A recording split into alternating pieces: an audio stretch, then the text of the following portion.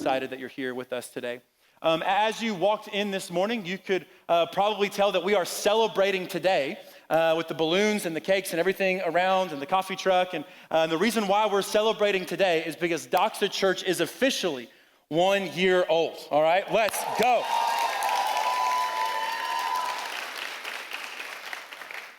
Technically, we're 13 months old. We kind of postponed our birthday party, if you will, for a month just so that we could celebrate with everybody once they're all back in town.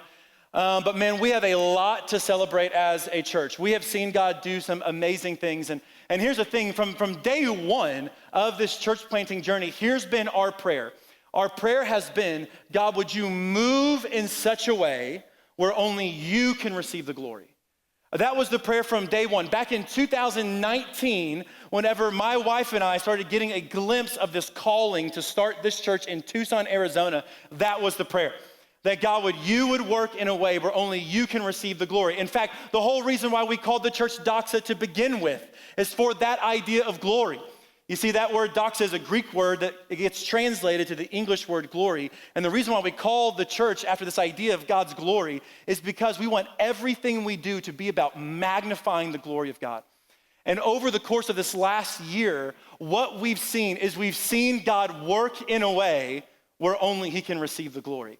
Here's what we've seen. Here's a little snapshot of what we've seen over the first year as a church. When it comes to our average attendance, last fall, we saw an average attendance of 238 people.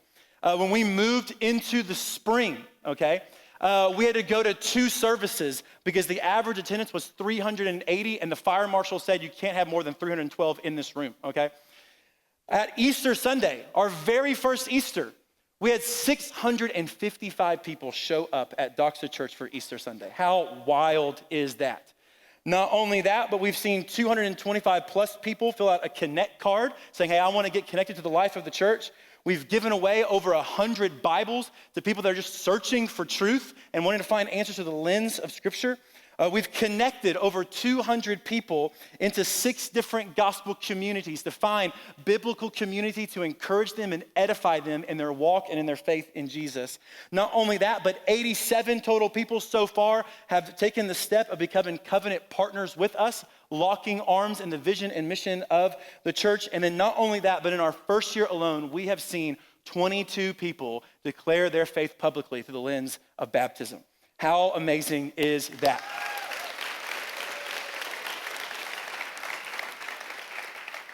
And on top of all of that, man, we have just seen and we have heard countless stories of the faithfulness of God, of the goodness of God, and how God has been declaring and magnifying his glory right here in the middle of Tucson, Arizona. And it has been an amazing thing to be a part of, and a humbling thing to be a part of. And while we have a lot to celebrate today, here's the other thing that I recognize in this current moment. That while we have a lot to celebrate and thank God for what he's done, at the same time, I recognize there's also a lot to mourn in the process, especially in light of what has been happening in our country over the last week or so. That there is just a heavy weight that I think maybe many of us in this room feel just because of the intensity of the brokenness and the darkness that seems to be so evidently around us. And the reality is that brokenness, it's existed almost from the very beginning of human history. But there are moments in life when we begin to feel just the intensity of it to a far greater degree. And maybe that's you today. Well, like maybe you showed up to church today because you're like, I'm just looking for answers and I'm looking for hope. And you have a friend who's like, I found some hope in Jesus and I found some answers like in the church. And you're like, I'm here because I'm willing to give anything a shot. And so while we have a ton to celebrate, at the same time, I recognize that there is probably a weightiness on each of our hearts. And so here's what I want to do today is I really want to lean into that. When we started planning this Sunday, which was honestly months ago, we started planning this Sunday and we were saying, hey, we want this Sunday to be what we were calling Vision Sunday, where we just roll out and unpack the next 5 years for us as a church. Just where are we going for the next 5 years? And then the closer and closer and closer we got to this Sunday, the more just deep within my heart, I felt like something needed to change. And that we just need to step in and focus our attention on the brokenness around us and what we do in light of that. And so literally last night, 9:00 at night, I completely rewrote my sermon. I just felt like the Spirit of God was like, hey, no, this is where you need to be right now. I know it's not where you planned to be months ago, but this is where I have you, and this is where I want you to be. And so that's what we're gonna do. What I want us to do in this space and in this time together is really to ask the question, like, how do we respond to the brokenness around us? And not only with that question, but also with this one, what kind of hope can we have in the midst of this brokenness? Is there hope in the midst of this? And so that's what I want to lean in on. I know it's not that celebratory. I know we got a lot to celebrate, but this is where I really feel like God is just leaning us in for this day and this time together. And so if you have a Bible with you, I want you to lean in with me. Go ahead and open up to Nehemiah chapter 1. By God's providence and sovereignty, we were already planning on kicking off a Nehemiah series today anyway. It's just gonna take a little bit of a different turn, okay? And so we're gonna be in Nehemiah chapter 1. We're gonna look at the entire chapter, verses 1 through 11 together. If you need to go to the table of contents to find where it is, no shame here, okay? It is a hard book to find. It is awkwardly kind of in the middle of the Old Testament, okay?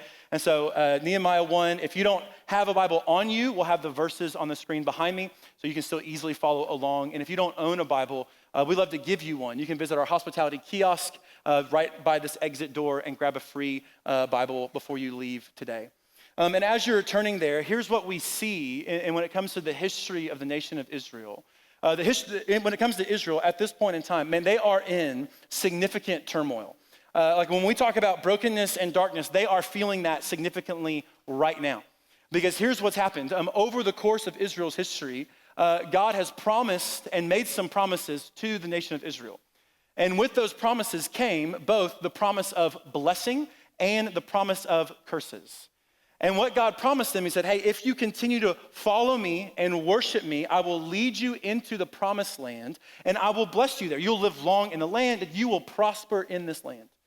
But then at the same time, God also tells them, hey, when you stop worshiping me, when you stop following after me, when you start worshiping other gods, he says, I'm gonna raise up other nations to conquer you and send you off into exile. And even though God sent prophet after prophet after prophet to try to convince the people of Israel to turn from their sin and to turn back to God, even though God was patient with them year after year after year, decade after decade after decade, still the people of Israel continued to worship other gods. And so God raised up the nation of Babylon to conquer them. They came into Jerusalem, destroyed Jerusalem. They tore down the walls, they burned up the gates, and they hauled the people of Israel into exile under the Babylonian Empire.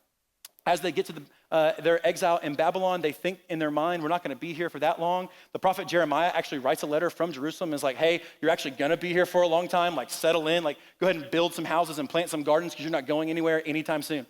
And then over the course of the next several years, what we find is that there's another kingdom, the kingdom of Persia, conquers the kingdom of Babylon, and now the people of Israel are still exiles, but now they're exiles under another kingdom.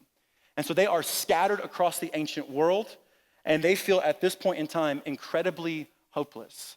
And that's where we find ourselves as we open up to the book of Nehemiah. And so here's what it says starting in verse 1. It says, the words of Nehemiah, the son of Hakaliah. Now it happened in the month of Kislev, in the 12th year, as I was in Susa, the citadel, that Hanani, one of my brothers, came with certain men from Judah and asked them concerning the Jews who escaped, who had survived the exile, and concerning Jerusalem.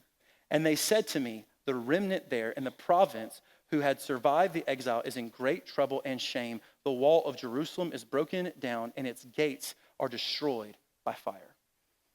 What we see in this scene is that Nehemiah is currently residing in the capital city of the Persian Empire. He's in Susa, which is the capital of Persia. And while he's there, his brother goes back to the city of Jerusalem. And as his brother comes back, like Nehemiah can't wait to hear like what Jerusalem is like. And so he goes up to his brother and he asks him, hey, give me the report. Tell me about Jerusalem. Like, I need to hear some good news right now. Like, our situation is bleak. I need to hear some good news. And the news that Nehemiah's brother returns to him is not good whatsoever. That all the news that he brings back is total destruction. He says, hey, the people that are there, that are living there, they're in great trouble and shame. The walls of Jerusalem, they've been broken down. The gates of Jerusalem, they've been burned up with fire. And like, this is Jerusalem that we're talking about here.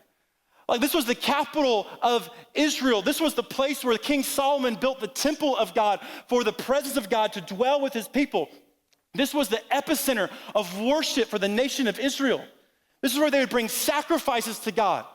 This is where they'd be the most intimate with God. And now that city, that holy city, has been completely destroyed. Its gates have been burned up with fire. Its walls torn down. It is rubble and it is ruined at this point in time. And Nehemiah hears those words of the brokenness of Jerusalem. And the brokenness of Jerusalem leads to his heart being broken for Jerusalem. And the way that Nehemiah responds is with mourning and weeping. Look with me at verse 4. It says, as soon as I heard these words, I sat down and wept and mourned for days. Nehemiah tells us, hey, when I heard that news, like, I couldn't stand anymore.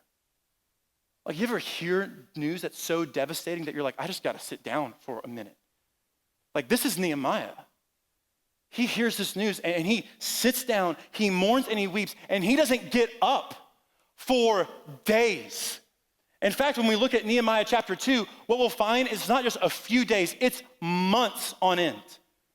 He is weeping and he is mourning for his city for months, and he can't even get up. He can't get out of bed. He's so distraught because of the news that he just heard about Jerusalem. And in that pain, as he comes face to face with the darkness and the brokenness of the city of Jerusalem, the place that Nehemiah runs to for comfort and for hope is to the Lord. It's to God Almighty. Look at the rest of verse 4. It says, and I continued fasting and praying before the God of heaven. What Nehemiah does is his heart gets broken because of the city's brokenness.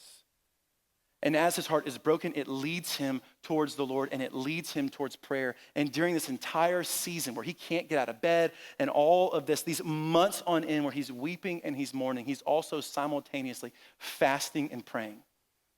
And he is calling out to God. And the reason he calls out to God is because he knows that God has the power to do something about this situation. And all of his hope is in God right now. And I want you to notice that as Nehemiah turns to the Lord, I want you to notice how he starts his prayer and the kind of confidence and the kind of hope that he starts his prayer with. Look at verse 5. And I said, this is his prayer, for days on end, this is his prayer. And I said, O Lord God of heaven, the great and awesome God, who keeps covenant and steadfast love with those who love him and keep his commandments. I want you to notice how Nehemiah starts his prayer. He starts off by recognizing the greatness of God. In the midst of despair, in the midst of destruction, in the midst of brokenness, in the midst of what would feel like hopelessness, Nehemiah recognizes that even in this, God, you are great and you are awesome and you are faithful. That you are on your throne, that you are sovereign over all things, that you are a good, mighty God. He recognizes that God is still king over all things. I think so often in our world when we come face to face with just the weight of brokenness around us, I think here's typically our first response. Our first response is typically, God, where are you? Like, where are you in the midst of this? Like, how can you possibly let these things happen? God, like, if you're all good, all powerful, then why did you allow this to occur? And I think oftentimes the way that we tend to respond in brokenness when we feel the weight of it and its intensity growing on us is to respond and say, God, where are you in the midst of this? And yet what Nehemiah does is Nehemiah reminds us of something we so easily forget. And that is this: the presence of darkness does not equal the absence of God. The presence of darkness does not equal the absence of God. And Nehemiah comes face to face with the darkness of Jerusalem, the brokenness of Jerusalem. And as he's face to face with that, he recognizes that, hey, even though this is our present reality, that the God I worship is great and awesome, that he is on his throne, that he is King of Kings, that he is Lord of Lords, and there is nothing that can take him off of his throne, that he is sovereign over all things. Even in the midst of darkness, that's him. He reigns over all of it, even in the midst of despair. You see, I love the way this is shown to us in the book of Exodus. In Exodus chapter 20, the people of Israel have been rescued from slavery in Egypt. They just crossed on dry land through the Red Sea. They're now in the middle of the wilderness. They're headed to the land that God has promised them, and they come to a mountain called Sinai. And as they come to this mountain called Sinai, the presence of God descends on the mountain. And as the presence of God descends on the mountain, it's an intense scene. It describes this thick cloud of smoke. It describes fire. It describes lightning and thunder. It is an intense thing happening. And God calls out to his people. And as the people hear this and see this, they are absolutely terrified. And what they do is they look to Moses, who's the leader of the Israelites at this point in time, and they say, Moses, we're not going to go anywhere near that mountain, but why don't you go to the mountain for us, right? Like, hey, thanks, guys. Like, yeah, I'll just go, okay? And then the way the book of Exodus describes Moses' ascent up the mountain, I think, is absolutely phenomenal. In Exodus chapter 2, verse 21, here's what it says. It says, the people stood far off. They're like, we're not going anywhere near it. While Moses drew near to the thick darkness, and then check this out, where God was. Not where God was absent, where God was. And what Nehemiah does is he recognizes and he looks back on the history of Israel and he recognizes that yes, things are dark, yes, things are broken, yes, things are in the midst of despair, but that doesn't mean that God is absent in the midst of this. That he still reigns, that he's still sovereign, that he is still sitting on his throne. And because of that, all of Nehemiah's hope is in the Lord, the sovereign king over all things. And what Nehemiah does first is he recognizes and reminds himself of the greatness of God. And then as he continues in his prayer, he then begins to anchor himself in the faithfulness of God. Look with me at verse 6. He prays, let your ear be attentive and your eyes open to hear the prayer of your servant that I now pray before you day and night for the people of Israel, your servants, confessing the sins of the people of Israel, which we have sinned against you. Even I and my father's house have sinned.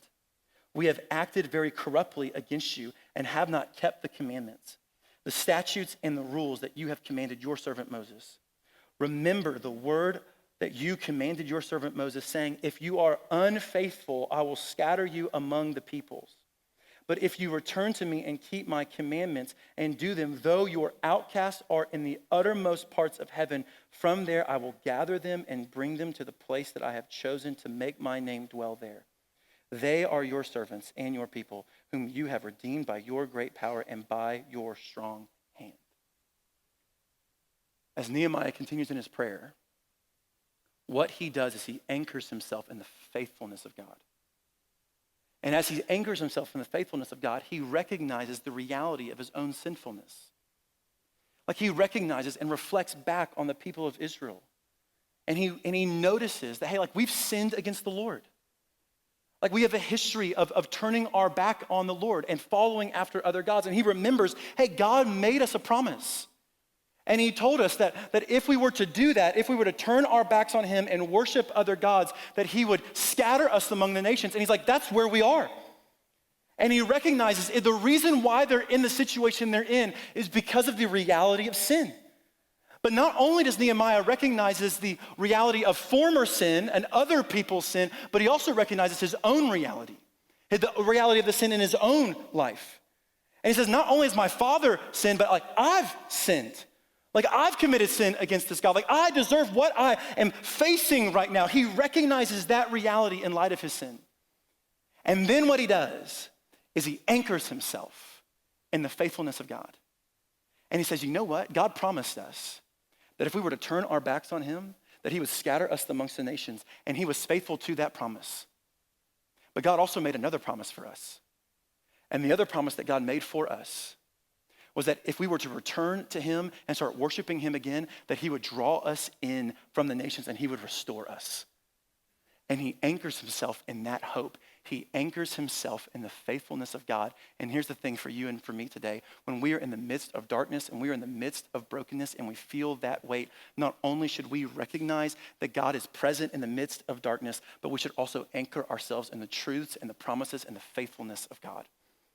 Because we worship a God who truly is faithful to his word. What God said he will do, even if we are in a situation in which it doesn't really quite feel like that. You see, here's the thing about God. For God, his words and his works are perfectly and beautifully intertwined. In other words, for God to speak is for God to do. That's not the same for you and for me. For us, our words and our works are separate from each other. So if I need to fulfill a promise, I would have to speak and say, hey, I'm making this promise to you, and then I gotta back it up with my works. And so if I promise you that I'm gonna come bring you tacos, I have to deliver on that. And if I don't bring you tacos, you're gonna be heartbroken. And I get it, because tacos are delicious, right? My words and my works are completely separate from us. So it's entirely possible for me to break a promise, but it's not true with God. His words and his works are perfectly unified together. For him to speak is for him to do, which means it is impossible for him to lie. It is impossible for him to break a promise. He is a faithful God through and through. And we see this at the beginning of the Bible, right? When God creates all things, he does how? By speaking it into existence. Whatever God speaks is what he gets. For God to speak is for God to act. He is a faithful God. And what Nehemiah is doing here is saying, I'm gonna anchor myself in that God. Because he's made some promises that if I return to him, that he will restore us. And if we want to face the brokenness and the darkness around us today, what we got to do is anchor ourselves in the faithfulness of God and root ourselves in his promises. You see, God has made us an amazing promise. And what that promise is that there is a day on the horizon where he will remove the evil from this world, that he will get rid of it entirely.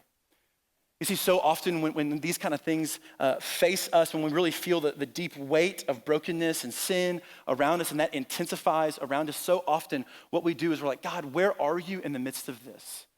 And not only where are you in the midst of this, but I think oftentimes we think, man, if God really is all good and all powerful and sovereign over all things, then how could he possibly allow these things to happen? And for many of us, we see the brokenness around us and the destruction around us. And for some of us, that might even be evidence to say, God can't possibly exist. He's either all good and not all powerful, or he's all powerful and just not that good, but he can't possibly be both. But here's the good news of the Bible, is that God recognizes and sees the sin and the destruction and the death in our world, and he is doing something about it. And the good news is that the way God is doing, the good news is the way that God is handling this, what God is doing about the sin in the world, is far more gracious than we can possibly imagine. You see, for us, this is how we want God to handle sin in the world.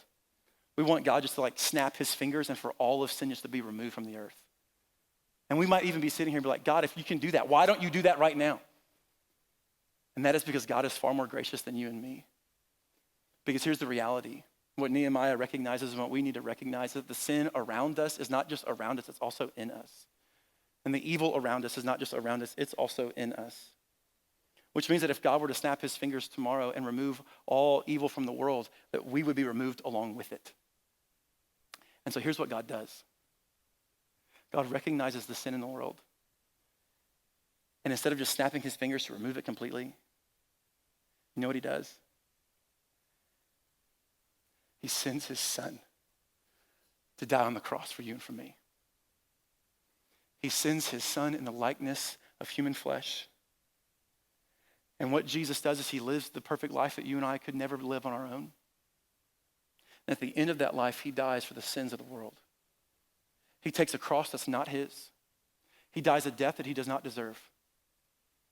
And now, by grace through faith in what Christ has done for you and for me, what the Bible says is that it removes the evil out of us.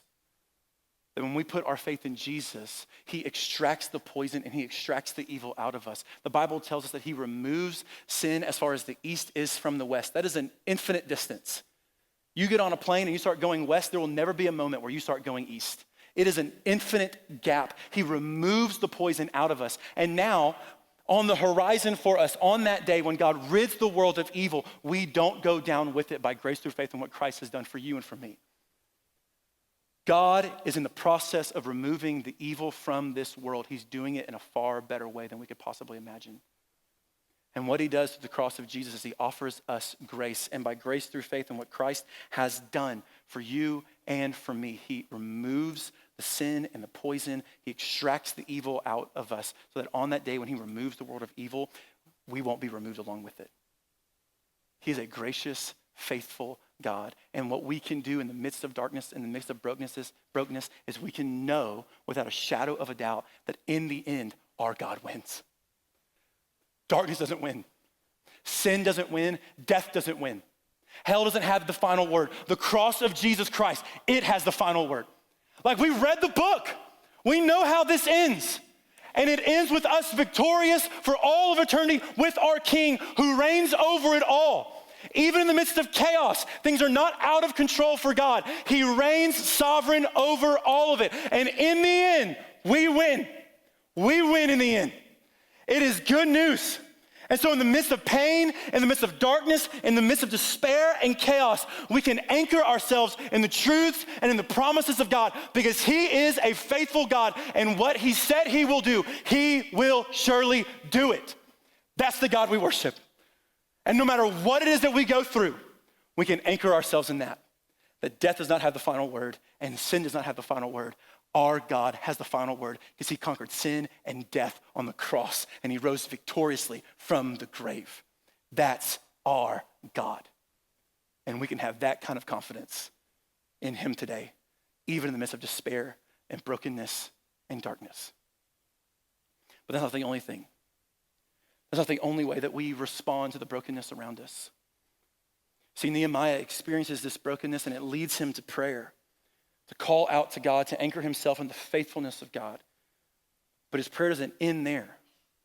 See, in the midst of that prayer, he begins to realize and feel as if God is leading him to do something about the darkness. That's what we see in verse 11. It says, "O Lord, let your ear be attentive to the prayer of your servant and to the prayer of your servants who delight to fear your name, and give success to your servant today and grant him mercy in the sight of this man. Now I was cupbearer to the king." What we see in this last verse in this first chapter is the position in which Nehemiah is in. He's the cupbearer to the king. In other words, he was the one that would taste the wine before the king would have it to make sure it wasn't poisoned, okay? So he knew the king very well. And as he's sitting in this despair and calling out to God for days on end, night and day on end, for months, God begins to put a holy burden on his heart. And God begins to put a vision on his heart. And what that vision is to leave Persia, to go back to the city of Jerusalem and to rebuild the walls and to bring revival to the city of Jerusalem. That's the burden that is now sitting on Nehemiah's heart. And he knows that in order to fulfill that kind of destiny, if you will, that vision, that calling that God has placed on him, the king of Persia is going to have to let him go back to Jerusalem. And what we see in this last verse is that he cries out to God and asks God to give him favor as he goes before the king and makes this request known to go back to Jerusalem to bring restoration and revival to the city. And so what we see here in this last verse is that as Nehemiah is in this time of prayer before the Lord, here's what happens. God stirs in his heart to go do something about the brokenness. He stirs in his heart to go take action. See, here's what I think happens so often, I think today in the church. I think so often we see the brokenness and we see the darkness in the world around us, and here's what we do. We huddle together and we try to shield ourselves from the darkness. And then while we're huddled together, we complain why it's so dark out there. But here's what God has called the church to do. What God has called the church to do is to go step into the darkness and be light in the darkness and to rescue people and lead them from the darkness into his marvelous light. That's the mission of the church.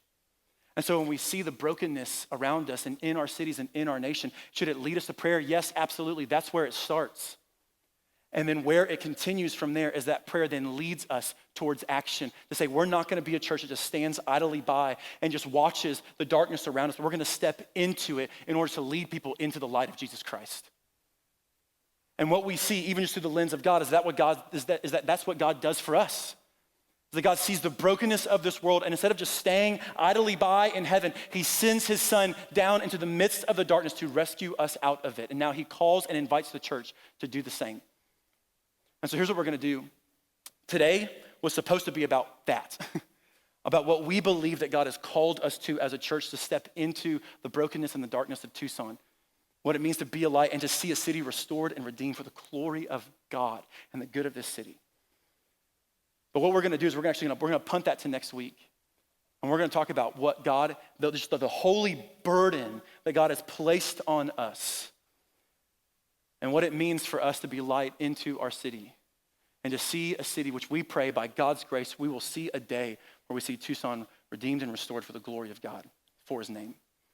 And so we're gonna hit that next week. So you're not gonna wanna miss that as we really unpack the fullness of that and how we talk about how we are taking action and stepping into the darkness right here in Tucson. But for now, today, as we recognize the brokenness and the darkness around us, we can have hope today because we worship a God who is reigning, who is on his throne, who is faithful to his word, and there will be a day when all sin and death and destruction is completely removed. Because he is a great, good, awesome, faithful God. That's the God that we worship. And today we can hold fast to that hope. And not only can we hold fast to that hope today, but we're also gonna celebrate that hope today through the lens of baptism. And so here in a minute, we're gonna celebrate some baptisms. If our baptism people wanna go ahead and start getting ready. And every so often here at Doxa, what we do is we have what we call Baptism Sundays. It is my favorite Sundays of the year. And here's what we do. The reason why we practice baptisms is what baptism is. It is a public declaration of internal transformation. So the analogy that we typically use is that of a wedding ring, okay? So this wedding ring, what it does is it symbolizes the reality that I am married. It doesn't make me married. In fact, a few months ago, my kids were playing with my wedding ring and completely lost it. I don't know where it went. Now, praise God, I bought it off of Amazon, so it only lost me $20. And in 2 days, I got another one, all right? You're looking at an Amazon Prime member, all right? But during those 2 days, in that 48 hours, I was still married to my wife. I didn't have that ring at that time. And what a wedding ring does is it symbolizes the fact that we are married, and what baptism does is it says, hey, it is a public declaration, a public symbol, expressing inward transformation and heart change. And every single person who steps into this water today is making the same declaration. They're saying, I was dead, but now I'm alive. I was hopeless, but now I have hope. I was broken, but now I'm restored. And the reason why is what Christ did on the cross for me. I was blank, but God stepped in. The two best words in the entire Bible. But God. I was, but God. And every single person that steps into this water, they are declaring that. I was this, but God made me alive. And here's what we're gonna do as a church. We're gonna celebrate like crazy because we are witnessing people going from death to life. And so with every person that comes out of the water, we are cheering as loud as we can, all right? Because all of heaven is cheering with us right now. And we're gonna join them in the celebration. And we are gonna cheer as loud as we most possibly can that these people are declaring, I was hopeless and now I have hope. I was dead, but God made me alive. And so we are gonna celebrate every single one of these. And we're gonna declare, hey, death has no hold on them. Sin has no hold on them. The grave has no hold on them because we worship a God who's conquered it all and he reigns above it all.